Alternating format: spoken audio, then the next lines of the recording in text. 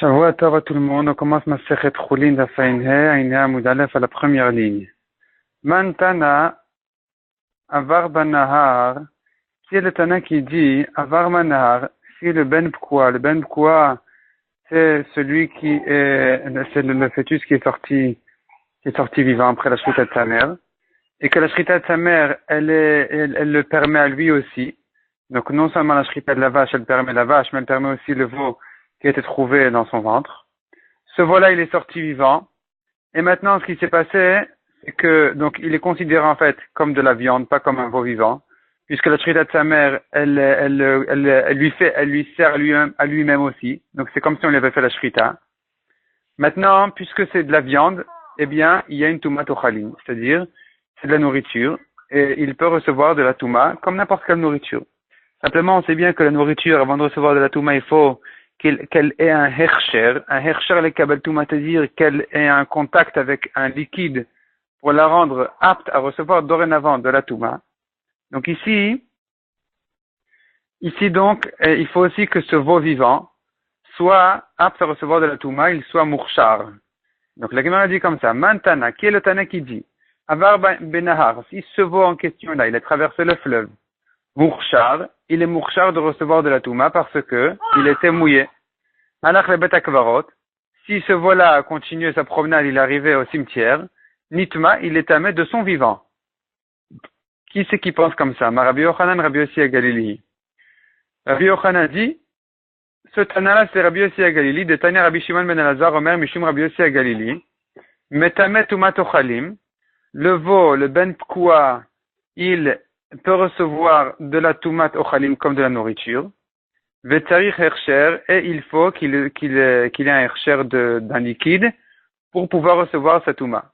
Donc, celui qui a dit que quand il a traversé le fleuve et qu'il est rentré au cimetière, il est tamé, c'est bien Rabbi Yossi à Galilée qui vient de le dire ici, dans cette braïta. Chachamim omrim, par contre, selon Chachamim, enam etame toumat ochalim, mipnei shehu chai. Il n'a pas de toumat ochalim, c'est pas de la nourriture, il est vivant. Le kol shehu chai, tout animal vivant, enom etame toumat ochalin, il n'a pas de toumat ochalin. Il n'a pas de toumat de nourriture. Ve'azza Rabbi Yochanan letame. Rabbi Yochanan, il va selon son avis, il va les shitato. De'ama Rabbi Yochanan. Rabbi Yossi à Galilée ou Bet Shammai, amrou davar echad. Donc le même Rabbi Yochanan qui dit que selon Rabbi Yossi à Galilée, il est tamé de son vivant, ce veau est tamé de son vivant comme de la nourriture. Ce même Rabbi Yochanan dit que Rabbi Yossi à Galilée et Bet Shammai disent la même chose. Rabbi Yossi à Galilée Adamaran, c'est ce qu'on vient de dire. Donc Rabbi Yossi à Galilée, c'est ce qu'on vient de dire qu'en traversant le fleuve, s'il rentre ensuite au cimetière, il est tamé.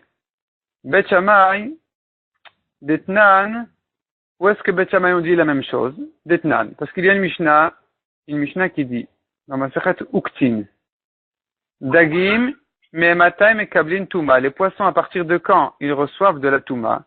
Donc tant qu'ils sont vivants, ils ne reçoivent pas de Touma. Après leur mort, c'est de la nourriture. Ils peuvent recevoir de la Touma. Depuis quelle étape ils reçoivent de la Touma? On a trois avis. Bet Shammai omrim misheitzalu, dès qu'on les a pêchés, même de leur vivant. Ou Bet Hillel omrim misheamutu, dès qu'ils sont morts. Rabbi Akiva omer misha'a she'en yecholin lichyot, dès qu'ils ne peuvent plus vivre. Maï benayu, quelle est la différence entre Bet Hillel qui dit depuis leur mort et Rabbi Akiva qui dit depuis le moment où ils ne peuvent plus vivre? Amar Rabbi Yochanan, Dag mekartea ika benayu. Si le poisson il s'agite avant sa mort, et qu'il a commencé à sécher déjà, donc il va de toute façon mourir, il n'y a plus de marche arrière, c'est fini, il ne va plus revivre. Dans ce cas-là, eh bien, selon Rabbi Akiva qui dit, Mishéen yecholin lichyot, depuis qu'il ne peut plus vivre, eh bien ici c'est déjà de la nourriture, puisqu'il ne peut plus vivre, et donc il est mekabel tumat ochalin. Selon Bethel, par contre, tant qu'il est vivant, il n'est pas mekabel tumat ochalin, il n'a pas encore de tumat de nourriture. Donc, ce qu'on a ramené cette histoire-là de poisson, c'est pour nous dire, pour ramener le Rabbi Yochanan qui dit que Bet Shammai pense, comme Rabbi Yossi à Galilée, que les poissons de leur vivant sont tamés dès qu'ils ont été pêchés. Et ça va comme Rabbi Yossi à Galilée qui a dit que un ben pkoua de son vivant, il est tamé. Il est tamé, puisqu'il est considéré comme shachout, comme si on l'avait fait à la shrita, puisque la shrita de sa mère, elle se rapporte sur lui aussi. Donc malgré qu'il est vivant, physiquement il paraît vivant, Mais puisque on considère selon la halakha qu'il est shachout, qu'on y a fait la shrita déjà, donc c'est de la nourriture, c'est de la viande, c'est pas un veau, on le voit comme de la viande, et donc il peut recevoir de la touma tochalin, de la touma de nourriture. Baï Rav Chizda. Rav Chizda pose la question suivante. On a vu donc dans les poissons, que quand le poisson, dès que le poisson il est mort selon Beth Hillel, ou selon Rabbi Akiva, il va mourir, il peut plus revivre, eh bien, il est tamé. C'est de la nourriture, il a de la touma tochalin. Rav Chizda pose la question suivante. Noldu badagim simanet refa maou. Si le poisson, il est taref. Il est taref. Et donc, il ne peut pas vivre. Il va mourir. Est-ce qu'il a de la touma, oui ou non? La question se pose, non pas selon Beth Shammai qui disent que depuis qu'il était péché, il a de la touma, parce que là, évidemment, que ça dépend que de ça. S'il était péché, c'est fini. Dès qu'il était péché, il a de la touma. Selon Beth Hillel, on se pose pas la question non plus parce qu'il faut qu'il meure vraiment. Selon Rabbi Akiva qui dit que dès qu'il va mourir, il a déjà de la touma tochalin, de la touma comme la nourriture. Là, on se pose la question. Est-ce que, puisqu'il est taref, il a un problème dans les organes intérieurs.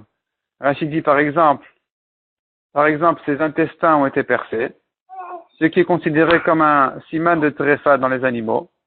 Dans les poissons, ça n'existe pas cette notion-là de taref, parce que le poisson, il n'a pas besoin de shrita, même s'il meurt naturellement de lui-même, il est cachère. Donc, le problème de tréfa ne cause pas de problème. Si le poisson a une maladie interne, eh bien, ça ne nous gêne pas. Il a qu'à mourir, c'est pas grave. S'il va mourir, il sera permis. Simplement, en ce qui concerne la touma, c'est là on se pose la question. Selon Rabbi Akiva qui dit que dès qu'il va mourir, dès qu'il est en train de mourir, ou dès qu'il peut plus revivre, c'est fini. Eh bien là, il est déjà de la nourriture qui reçoit de la touma. La question se pose si on a vu un siman de tréfa, un siman qui s'appelle taref dans les animaux. Et on l'a vu dans le poisson. Est-ce que donc, il est tamé ou pas? Et la Gemara, elle se dit, mais cette question-là, en fait, on devrait dire que ça dépend tout simplement de la marloquette connue qu'on a vue au début de Perek Elut Refot, du 3e Perek, à savoir, est-ce qu'un animal taref, il peut vivre ou non? Si on dit qu'il peut vivre longtemps, eh bien le poisson aussi peut vivre, et donc il n'est pas tamé. Sinon, le poisson, s'il est censé mourir, donc évidemment, il doit être tamé. Donc quelle est la question ici à se poser? Alors justement, la Gemara s'explique. La question se pose aussi bien selon celui qui pense que une tréfa peut vivre, et pose-toi la question aussi selon celui qui pense tréfa et nachaya, qu'une tréfa ne peut pas vivre. Et la Gemara s'explique. La question se pose selon celui qui pense qu'une tréfa peut vivre. Est-ce que bemahu de nefisha chiyuta, c'est que dans les animaux dont la vie est forte, où là, la tréfa, malgré qu'elle a un problème comme ça de tréfa, elle peut vivre. Aval dagim, mais les poissons, de l'onefisha chiyutayu, qui ont une vie légère, là, peut-être que dès qu'ils ont un problème de tréfa, ils vont finir par mourir de ce problème. Et donc, selon Rabbi Akiva, c'est déjà de la nourriture. C'est plus un poisson vivant qui ne reçoit pas de la touma. C'est déjà comme de la nourriture qui reçoit de la touma. Odilma, ou peut-être, même selon celui qui pense que la tréfa ne peut pas vivre, donc même celui qui pense que la tréfa ne peut pas vivre, on est gêné par ça qu'en ce qui concerne les animaux, parce qu'il faut leur faire la shrita, il ne faut pas qu'ils meurent d'eux-mêmes. Aval dagim et les poissons, ils n'ont pas besoin de shrita, on n'est pas gêné qu'ils meurent d'eux-mêmes. Et donc, toute la notion de tréfot, elle n'existe pas du tout chez les poissons. Là, on n'est pas du tout intéressé, on n'est pas du tout touché par le problème de tréfa, il ne nous concerne pas du tout, il ne nous intéresse pas. Et donc, même si le poisson a un problème qui correspond à une tréfa chez les animaux, eh bien, ça s'appelle pas taref. Et donc, même s'il risque de mourir, on ne fait pas attention à ça. Et donc ici aussi, en ce qui concerne la touma tochalin, la touma, eh bien, on ne dira pas qu'il peut recevoir de la touma. Tekou, ça reste en safek. Itila Nefel, nouveau sujet. Le Ben Pkoua, non, pas le Ben Pkoua, Itila Nefel, une vache qui a donné naissance à un veau mort. Quel est le statut de sa graisse? C'est permis ou c'est interdit? Rabbi Yochanan Amar Chelbo, qui Chelev Behema. Évidemment, donc, selon tout le monde, que la graisse est interdite. La question, elle se pose, est-ce que c'est interdit comme de la graisse ou comme une évela? Selon Rabbi Yochanan, c'est comme de la graisse. Chelbo qui Chelev Behema. La graisse de ce fœtus-là, de ce veau-là, est comme la graisse d'un animal, d'une Behema. Celui qui la mange, il est Chayav Karet. Rabbi Shimon ben Lakish Amar, Chelbo qui Chelev Chaya. Il n'y a pas de problème de karet à manger cette graisse-là. Par contre, c'est une évela. Il n'y a pas eu de shrita à ce veau-là. Et donc, une évela, il y a qu'un problème de lave. C'est-à-dire, il y a une interdiction de la Torah, mais il n'y a pas dessus un chiyuv karet, comme celui qui mange de la graisse en général. La Gemara explique chacun des avis. Rabbi Yochanan Amar Chelbo Kechelev Behema. Selon Rabbi Yochanan, c'est vraiment de la graisse sur laquelle on est chayav karet. Avira garim. Avira garim, c'est-à-dire que dès que l'animal sort, est né et sort à l'ère du monde, il est considéré comme né, et donc, même s'il est sorti mort, eh bien, ça s'appelle vraiment de la graisse d'un animal sur laquelle on est chayav karet. Rabbi Shimon ben Lakish, Amar, Chelbo kechelev chaya. Selon Resh Lakish, la graisse en question, elle n'a pas d'interdiction de graisse, c'est comme de la graisse d'une chaya, d'une bête sauvage, qui n'est pas interdite par le issour, qui n'est pas concernée par le karet de graisse. Pourquoi? Chodashim garme. Il faut vraiment que les mois de la grossesse se terminent et que le veau puisse naître vivant. C'est que si donc il est né vivant après une grossesse complète, que là, hein, je le considère comme un animal dont la graisse est interdite avec un chiyuv karet. Mais là où le veau est né mort, il n'est pas considéré comme un animal, sa graisse n'est que de la chair, n'est considérée que comme de la chair d'un cadavre sur laquelle on est chayav que mishum nevela, que malkot, mais pas karet. Pas comme de la graisse, mais que comme de la chair, de la viande du nevela. L'Ikad Amre, la Gemara ramène une deuxième version de la machloket. Tant que le veau n'a pas terminé ses mois de grossesse, loklumhu, selon tout le monde, ça s'appelle pas une naissance, ça s'appelle pas qu'il s'appelle un animal, sa graisse n'est pas une graisse sur laquelle on est chayav karet. Qui pligue, la machloket, elle est dans le cas où, dans le cas où quelqu'un a rentré sa main dans le ventre de la vache, et vetalash chelev, et il a arraché un morceau de graisse, shel ben tisha chai, d'un veau qui a terminé ses 9 mois de grossesse, vivant, ve'achad, il a mangé cette graisse. Rabbi Yochanan Amar, chelbo kechelev behema, selon Rabbi Yochanan, c'est de la graisse sur laquelle on est chayav karet. Pourquoi? Chodashim garme. L'essentiel, c'est que les mois de grossesse ont été terminés, et donc ça s'appelle de la vraie graisse sur laquelle on est chayav karet. Rabbi Shimon ben Lakish Amar, chelbo kechelev chaya. Selon Resh Lakish, par contre, c'est comme de la graisse de chaya, sur laquelle on n'est pas chayav karet, parce que celui qui fait la shrita, une bête sauvage permise, évidemment, comme un cerf, sa graisse est permise. Et donc, ici aussi, cette graisse-là, c'est pas une graisse sur laquelle on est chayav karet. Et la raison pour laquelle on n'est pas chayav karet, malgré que la grossesse a été terminée, le veau a déjà 9 mois de grossesse et il est vivant, Chodashim ve'avira garme. Explique Resh Lakish, c'est parce qu'il y a deux choses qui font que ça s'appelle de la graisse d'un animal. Il faut d'abord les Chodashim, les mois de grossesse, et ensuite vavira. Il faut que le veau sorte à l'ère du monde. Tant qu'il est resté dans le ventre de sa mère, il ne s'appelle pas encore un veau, et donc sa graisse n'en est pas une, et donc on n'est pas chayav dessus, karet. Etive, Rabbi Yochanan et Rabbi Shimon ben Lakish. Rabbi Yochanan a objecté Resh Lakish. Le pasuk se rapporte sur le Korban Hacham. Le Korban Hacham est toujours mâle. Jamais on amène en tant que Korban Hacham une femelle. Et donc, il n'y a jamais de fœtus, évidemment, dans le Korban Hacham. De là, on apprend une braïta qui dit comme ça. Ma chelavushtek layot. De la même manière que les parties du Korban qui sont brûlées au Mizbeach, qui sont la graisse et les reins, à Amurot Be'Hacham, qui ont été dites à propos du Korban Hacham, Mutza Miklal Shalin, a été exclu le fœtus, parce qu'il n'y en a pas. Afkol, de la même manière pour tous les autres korbanot, Mutza Miklal Shalin. La Torah exclut les graisses et les reins des fœtus qui s'ils ont été trouvés dans une femelle, dans une bête femelle d'un korban, dans les korbanot on peut amener des femelles, eh bien, les graisses des fœtus ne sont pas sacrifiées au Mizbeach. Ça, c'est ce que dit la Braïta. Et là, Rabbi Yochanan, il demande à Resh Lakish. Bishlama dit, ça va bien selon mon avis, que j'ai dit que la graisse d'un veau est considérée comme de la vraie graisse, même dans les cas où on a dit, donc dans les cas où, par exemple, le veau, la graisse était sortie du viveau quand il était encore dans le ventre de sa mère.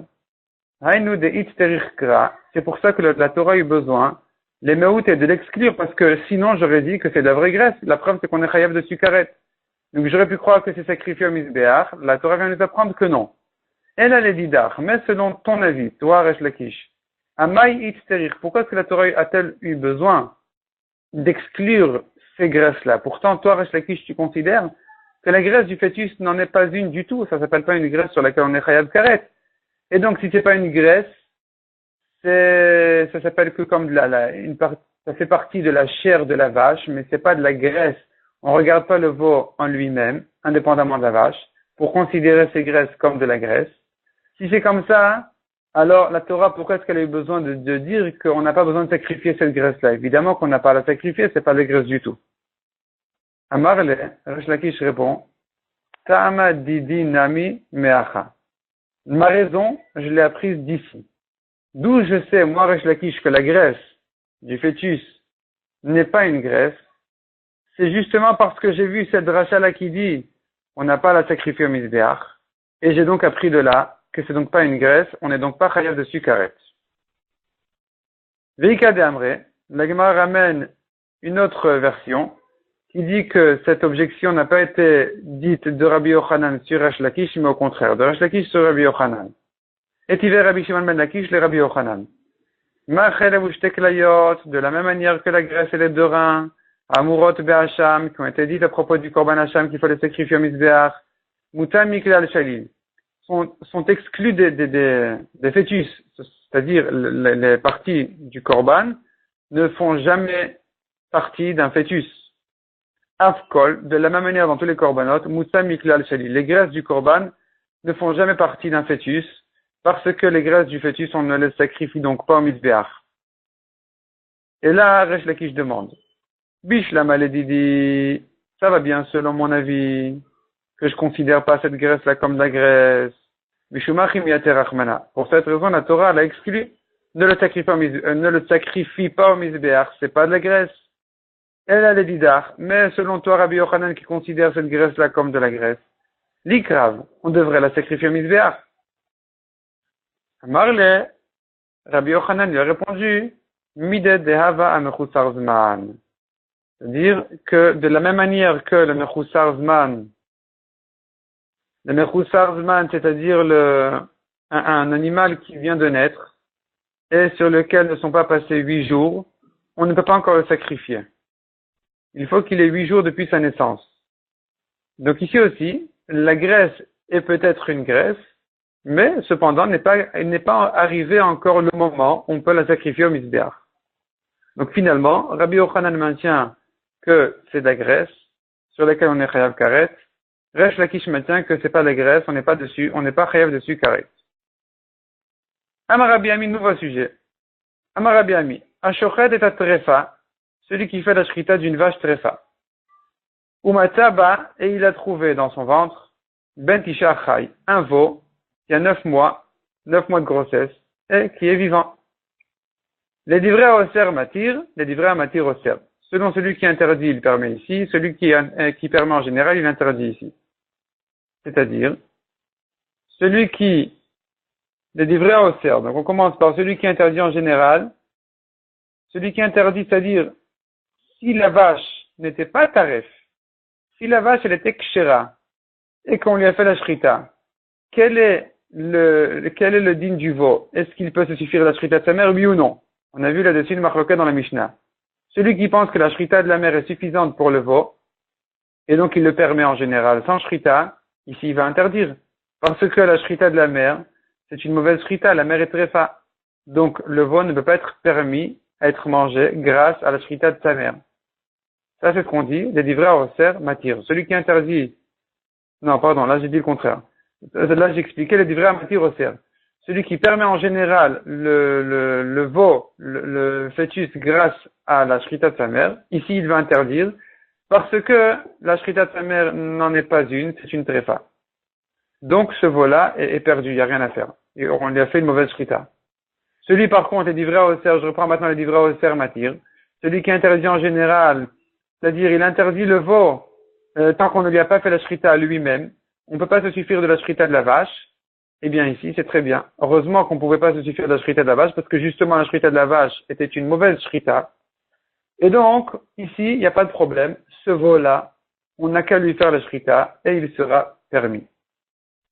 Rava Amar, Rava n'est pas d'accord avec Rabbi Ami, et lui pense, les livrets à matir nami mutar. Même celui qui permet le veau grâce à la shrita de la vache, ici, où la shrita de la vache était une mauvaise shrita parce qu'elle était tréfa, eh bien, il va permettre le veau en lui faisant lui-même la shrita. Pourquoi? On ne considère pas comme si on lui avait déjà fait une mauvaise shrita en la faisant à sa mère. On ne dit pas comme ça. Qu'est-ce qu'on dit, oui? Dalet simanim arsharbe rachmana. La Torah a permis, a rendu kasher 4 simanim pour ce veau-là. C'est-à-dire, on sait bien que dans les animaux, il faut faire la shrita aux 2 simanim, l'œsophage et la trachée artère. Et là, hein, en ce qui concerne ce fœtus-là, ce ben koua, la Torah est venue avec un chidouche qui dit que c'est à toi de choisir. Tu as 4 simanim à qui il faut faire la shrita, soit les 2 simanim de la vache, soit les 2 simanim du veau. Si la shrita de la vache était une bonne shrita, le veau est permis sans shrita. On lui a fait déjà sa shrita. Si la shrita de la vache était une mauvaise shrita parce qu'elle était tréfa, eh bien il n'y a pas de problème. Il te reste 2 simanim, qui sont les 2 simanim du veau, auxquels tu peux faire la shrita et permettre le veau.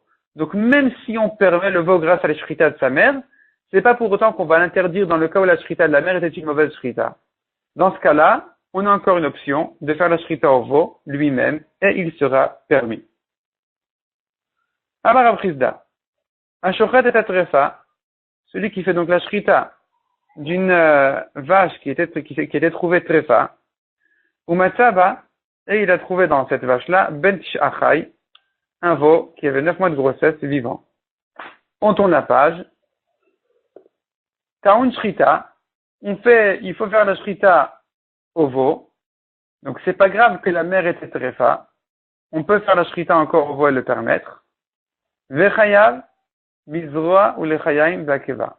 Et le veau est un animal normal, c'est-à-dire il est sorti vivant, et donc on lui fait la shrita, et on le considère comme un animal entier, duquel il faut prélever et donner au Kohen les parties qui sont données au Kohen, que le Kohen mérite, qui sont Zroa, la patte avant, les Chayaim, les joues avec la langue, Ve'akeva et l'estomac. Il faut donner donc ces parties-là au Kohen. Ve'imet, et si ce veau-là un jour est mort, Tahor miletame bemasa. Il est pur, il n'a pas de tumat masa. Tumat masa, c'est celui qui porte une évela, un cadavre. Celui qui porte un cadavre, même sans le toucher, il est tamé. Il est tamé. Ici, ce veau-là qui est ben koua, à qui on a fait la shrita à sa mère, eh bien, il n'est pas un cadavre. On lui a fait la shrita. En faisant la shrita à sa mère, eh bien, cette shrita l'a servi au veau aussi. Maintenant, c'est vrai qu'on ne pouvait pas le permettre, Be'achila, à être mangé grâce à cette shrita-là, parce que sa mère était tréfa. Et donc, on préférait lui faire la shrita lui-même au veau de manière à le permettre Be'achila. Mais si on a loupé l'occasion, le veau est mort, eh bien, on peut se rappeler de la shrita de sa mère en disant que cette shrita-là a fait que cette tréfa-là, qui est la mère et son fœtus, et ce voilà, qui est mort aujourd'hui devant nous, eh bien, cette shrita les a sauvés de Tumat Nevela. Cette shrita-là les a rendus Tahor, à considérer comme si c'était Shrutim, et pas Nevela. Et donc, il n'y a pas de Tumat Massa, et celui qui va le porter le veau, il n'est pas tamé. Amar le Rava. Rava demandait à Rav Chizda, comment tu dis une chose pareille? Ça se contredit. D'un côté, tu dis Taun Shrita, tu dis que le veau, il faut lui faire la Shrita, Keman ki Rabbi Meir. Ça va comme Rabbi Meir qui pense que la Shrita de la mère n'est pas valable pour le veau. Et donc, malgré que la mère était tréfa, on peut faire la Shrita au veau. Et ensuite, tu dis, Ve'im met, si le veau est mort, Tahor il est tamé de Massa, il n'a pas de Tumat Massa, il n'a pas de Tumat de Nevela. Comment ça se fait? Parce qu'on a fait la shrita à sa mère. Donc tu considères que la shrita de la mère est valable pour le veau. Keman, Kerabanan, comme qui ça va? Comme Rabbanan, pas comme Rabbi Meir. Comme Rabbanan qui disent que la shrita de la mère, elle est valable pour le veau. Donc tu te contredis. Est-ce que la shrita de la mère est valable pour le veau, et donc il est tahor, même s'il est mort, ou elle n'est pas valable pour le veau? Et donc,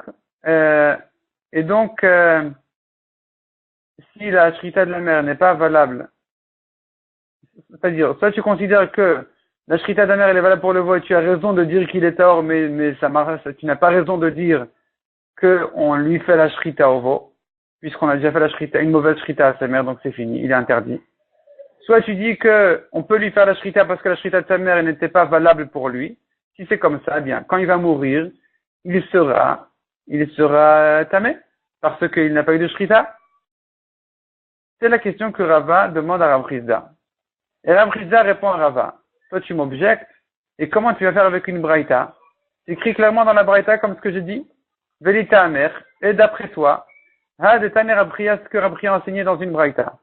Et là, vraiment, tout ce que j'ai dit est déjà cité dans une braïta. Ashochat et Atrefa, celui qui fait la shrita, une vache trefa. Umatab ben Tishacha, il a trouvé un veau qui a 9 mois de grossesse vivant. Taun shrita, il faut lui faire la shrita. Vechaya vizra valchayim vakeva. Et donc on donne au Kohen ses prélèvements, ce qu'il mérite, la patte avant, les joues, l'estomac. Veimet, et si ce veau-là est mort, tahor miletamé de massa, il est pur de ne pas avoir de tumat massa, celui qui le porte n'est pas tamé comme un cadavre. Et là, tu devrais poser la même question que tu me demandes. Taun shrita keman. Comme qui pense la braïta qui dit qu'il faut faire la shrita au veau? C'est Rabbi Meir. Ça va comme Rabbi Meir qui pense que la shrita de la mère est insuffisante pour le veau. Ve'im met. Et ensuite tu dis que si le veau est mort, tahor miletamé bemassa. Il est pur, il n'a pas de tumat massa. Comme qui ça va? C'est Rabbanan qui pense que la shrita de la mère, elle est valable pour le veau aussi. Donc la même question que tu me poses sur moi, tu devrais te poser sur la braïta. Mais la Gemara dit non, ça c'est pas vrai. La braïta, on peut la résoudre facilement. Allo Kashia. La braïta dira Rava, elle n'est pas un problème.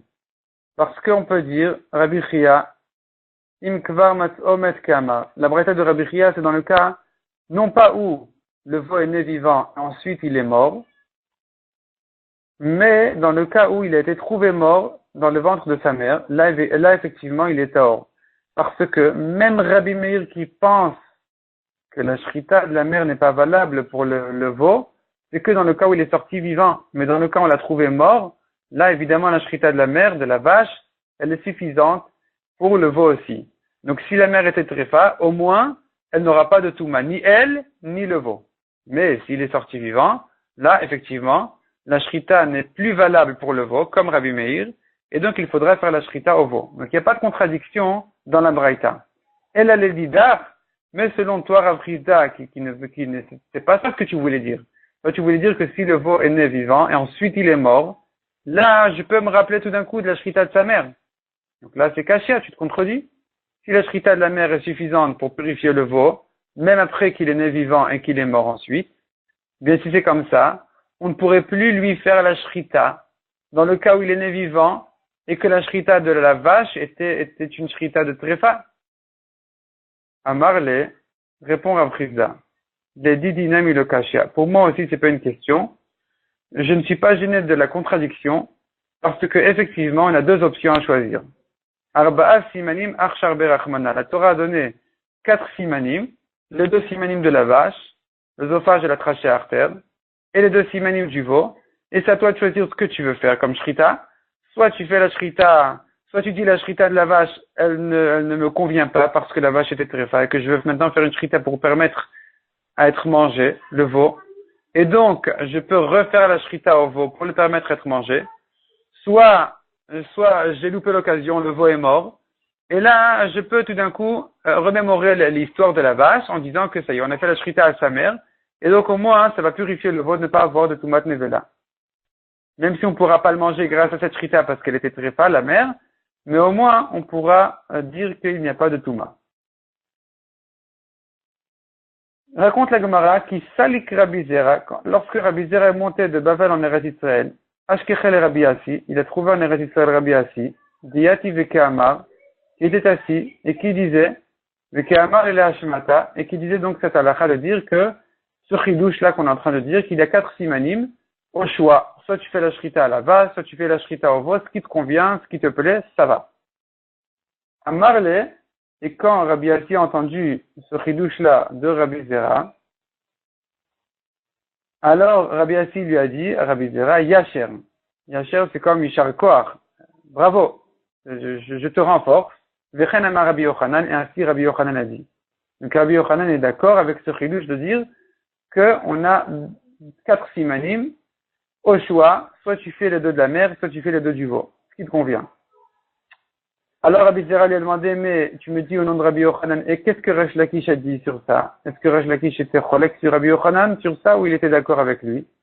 Miklal de Paligalé Rabbi Shimon ben Lakish, est-ce que Resh Lakish a discuté sur ce chidouche-là de Rabbi Yochanan, oui ou non? Alors, Rabbi Assi a dit ça, je ne peux pas savoir si Resh Lakish était en marloquette.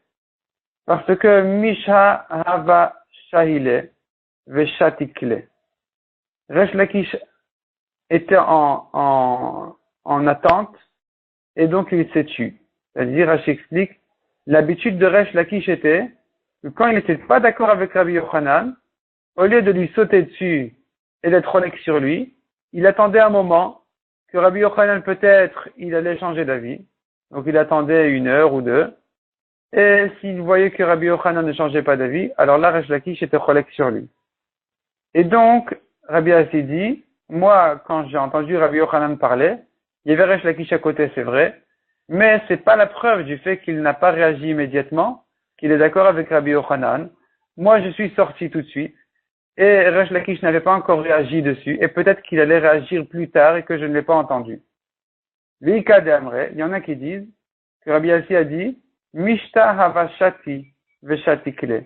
Resh Lakish était en train de boire de l'eau, il n'a pas pu réagir aux paroles de Rabbi Yochanan, et moi, entre-temps, j'ai dû sortir, donc je ne sais pas si Resh Lakish était d'accord avec Rabbi Yochanan, qui dit qu'on peut faire soit la shrita de la mère, soit la shrita du veau, ou bien que Resh Lakish n'était pas d'accord avec lui, et que dès qu'il a terminé de boire, il était cholek.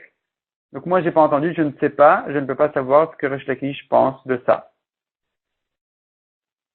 On continue aux 2 points. Rabbi Shimon Shezuri Omer, Afilu vechule. On a vu dans la Mishnah que on a vu dans la Mishnah donc 3 avis. Il était question d'un ben tkoua, donc du veau qui est sorti vivant, après la shrita de sa mère. Selon Rabbi Meir, il faut lui faire la shrita. Selon Chachamim, la shrita de sa mère, elle le purifie, elle est suffisante pour le veau aussi. Selon Rabbi Shimon Shezuri, même si le veau a grandi, il a 5 ans, il est en train de labourer dans le champ, eh bien, la shrita de sa mère lui est suffisante, il n'y a pas besoin de lui refaire la shrita. Et là, la question se pose, mais quelle est la marloquette entre Chachamim et Rabbi Shimon Shezuri? Il n'y a pas de marloquette. Demande la Gemara, Rabbi Shimon Shezuri Merafil Vechule, même s'il a 5 ans et qu'il est en train de labourer. Haïnu Tanakama, il pense comme Tanakama qui dit que la shrita de sa mère est suffisante pour le veau aussi. Amar Rav Kahana, non. Rav Kahana répondant, il y a une grande marloquette entre Tanakama et Rabbi Shimon Shezuri. Ifris al-Gabe Karka, Ika Benayu. Dans le cas où le veau, c'est-à-dire si le veau a été trouvé vivant dans le ventre de la mère, avant qu'il ne commence à marcher par terre, eh bien on peut le manger. On peut se suffire de la shrita de sa mère. Mais dès que Il a commencé à marcher par terre. Là, selon Tanakama, il faut lui faire la shrita midirabanan. Pourquoi? Parce que Minatora, c'est vrai que la shrita sa mère est suffisante, mais comme il paraît comme un animal habituel et qu'on va pas comprendre depuis quand on le mange sans shrita, donc il faut lui faire la shrita. Tandis que son Rabbi Shimon Shezuri, même s'il a 5 ans, il est en train de labourer dans le champ, tu le manges sans shrita. Et donc, c'est ça le Ika Benayus, c'est ça la nafkamina, la machloket entre Tanakama et Rabbi Shimon Shezuri. Amarav Mesharshia. Les divrei à Omer, selon celui qui pense que Rosheshin Nezera'av, on tient compte de la descendance du père, c'est une machloket dans le pérec suivant, et c'est une machloket en fait générale, à savoir dans les animaux. Est-ce que je fais le rapport entre l'animal qui trouve devant moi et son père, ou bien dans les animaux, non, je ne considère pas le côté du père comme un côté important, je ne me fie qu'au côté de la mère. Celui qui pense que on fait attention, on tient compte du père, alors ici on aura un chidouche, ben pkoua haba al behema me'aliata. Le ben pkoua en question, donc le veau qui était trouvé après la shrita, il est sorti vivant, il a grandi, et il est allé chez une vache, behema me'aliata, une bonne vache, qui n'est pas ben pkoua, une vache habituelle. Havlad en otakana. Ils ont eu un veau, ce petit veau-là n'a pas de solution. Pourquoi il n'a pas de solution? Parce que son père, ben pkoua, n'a pas besoin de shrita. C'est pas qu'il n'a pas besoin de shrita, c'est qu'on lui a déjà fait la shrita, en faisant à sa mère. Et la mère de ce petit veau-là qui est devant nous, il faut lui faire la shrita. Donc le veau qui est devant nous, il a un siman à faire la shrita et un siman qui est déjà shachout. Et donc il n'y a pas de solution. Parce qu'il faut faire la shrita toujours à 2 simanim dans les behemoth. Or ici, il n'y en a qu'un à faire. Et si tu vas me dire que le premier siman, on y a déjà fait la shrita, maintenant il ne me reste qu'à compléter le deuxième siman, c'est impossible aussi. Parce qu'il y a une trop longue attente entre le premier et le deuxième siman. Et donc, il n'y a pas de solution, ce veau-là est interdit. Amarabaye. Hakol modim, tout le monde est d'accord. Bekalut ben pkoua, que si le ben pkoua, il a pas les sabots fendus. Sa mère était une vache, mais lui il est né avec les sabots fermés. Chez Moutar, tout le monde est d'accord qu'il est permis. Même Chachamim qui disent que dès qu'il a commencé à marcher, il faut midirabanan lui faire la shrita, parce qu'on risque de le confondre avec un animal habituel. Là, ils sont d'accord, les Chachamim, le 8, Tanakama est d'accord, qu'il n'y a pas besoin de lui faire la shrita. Maïtama, pourquoi? Kol milta detmiya, toute chose étonnante, midkar de chirla inche. Les gens s'en rappellent. Donc quand on a devant nous un veau avec les sabots fermés, tout le monde est étonné, tout le monde est impressionné du phénomène spécial qui se trouve devant nous. Et donc tout le monde va savoir, oui, c'est le veau, le ben pkoua. C'est le ben pkoua. Donc si un jour maintenant tu le manges sans shrita, personne ne va se demander pourquoi tu le manges sans shrita. On ne va pas le confondre avec une autre bête, parce que tout le monde sait bien qu'il est ben pkoua. Ika Amre, il y en a qui disent, non, Amar Abaya Kol Modim, tout le monde est d'accord, Bekalut ben Kluta ben pkoua chez Moutar.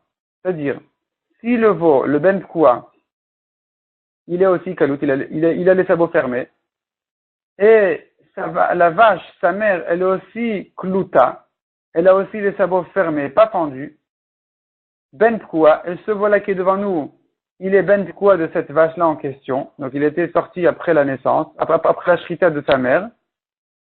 Là, tout le monde est d'accord que ce veau est moutar, chez moutar sans shrita. Maïtama, comment ça se fait? Retmihe midkar dechire inche. Il y a 2 choses étonnantes. Lui, il a les sabots fermés. Sa mère, elle avait aussi les sabots fermés. Alors là, tout le monde se rappelle déjà de toute son histoire. Ils vont se rappeler aussi du fait qu'il était ben pkoua. Et donc, midkar dechire inche, les gens s'en rappellent. Et puisque les gens s'en rappellent, alors on ne risque pas de le confondre avec une autre bête en général. Et c'est pour ça qu'on peut le permettre même sans shrita. D'ailleurs, on apprend de là une grande règle. Toute chose étonnante, on s'en rappelle. Celui qui est impressionné de quelque chose, il va s'en rappeler. S'il est impressionné de bêtises, eh bien, ça va rentrer profondément. S'il s'impressionne de belles choses, de choses de Kdusha, eh bien, ça va aussi rentrer profondément. S'il veut se rappeler de son daf, il faut le faire pas indifféremment, mais chaque phrase, ah oui, c'est intéressant, ah oui, comment ça se fait, ah oui, c'est impressionnant, ah oui, c'est spécial. De cette manière-là, eh bien, les choses seront midkar dechirin, vont bien rentrer dans la mémoire et on va s'en rappeler longtemps. On continue dans la Gemara. Amar Zeiri, Amar Rabbi Chanina. Alacha qui est Rabbi Shimon Shezuri. L'alacha est comme Rabbi Shimon Shezuri qu'il n'y a pas besoin de faire la shrita du ben tkua, même si il se promène depuis 5 ans, qu'il est en train de labourer dans le champ, on peut le manger sans shrita. Zechen aya Rabbi Shimon Shezuri matir. Et ce même Rabbi Shimon Shezuri permet non seulement ce ben tkua, mais même bivno ou ben bno, atov kol adorot. Toute la descendance de ce ben tkua là est permise. C'est-à-dire, si ce ben tkua là, il va aller avec une ben tkua, eh bien, toute leur descendance sera permise selon tout le monde. Même celui qui craint le côté c'est-à-dire, on peut puisque les deux côtés sont ben tkua, eh bien, toute leur descendance est permise à Tov Koladorot jusqu'à la fin des générations. Rabbi Yochanan Amar, Rabbi Yochanan n'est pas d'accord avec Zeiri, et lui il pense Humuta. C'est vrai que ce veau ben tkua lui-même il est permis, mais Ubno Asur. Mais son petit, son fils, il sera déjà interdit. Ada Bar Chavou, la Gemara raconte sur un monsieur qui s'appelait Monsieur Ada Bar Chavou. Havale ben tkua. Et il avait un ben tkua, donc un veau qui a été trouvé après la shrita de sa mère, des nafal doubalé. Et sur ce ben tkua a sauté douba. Douba, Rashi explique que c'est un loup. En général, douba c'est dove, ça veut dire un ours. Ici, je sais pas pourquoi, Rashi l'explique que douba c'est un loup. Donc le loup, en sautant dessus, il a griffé et le veau est devenu taref. Il allait mourir. Atalekamed Ravashi. Monsieur Adabar Chavou est allé poser la sheila à Ravashi. Il lui a dit, qu'est-ce que je fais maintenant de ce voilà qui va me mourir là, dans quelques minutes. Amar les îles Charté va lui faire la shrita immédiatement. Amar les Amar Zeiri Amar Bchanina. Pourtant, on a dit que l'Alakha qui Rabbi Shimon Shezuri, que le ben tkua est permis. Donc lui, c'est un ben tkua, j'ai pas besoin de lui faire la shrita. Dechanea Rabbi Shimon Shezuri matir bivno ben benatov kol adorot. Non seulement lui est permis, mais même toute sa descendance. Va filer Rabbi Yochanan. Même Rabbi Yochanan qui n'est pas d'accord avec Zeiri, Lok et Amar et Labno, il ne discute sur Zeiri qu'à propos de la génération à venir après ce ben tkua. Aval Iyou, mais le ben tkua lui-même, Lo, Rabbi Yochanan est d'accord qu'il n'y a pas besoin de lui faire la shrita. Donc pourquoi tu me dis de faire la shrita? Amar alors lui a répondu Ravashi, Rabbi Yochanan est livré Rabbi Shimon Shezuri qui Amar. Tout ce que Rabbi Yochanan a dit que selon Rabbi Shimon Shezuri, eh bien, le veau est permis, mais son petit sera déjà interdit sans shrita. C'est pas que Rabbi Yochanan pense comme Rabbi Shimon Shezuri. Simplement, il explique la vie de Rabbi Shimon Shezuri.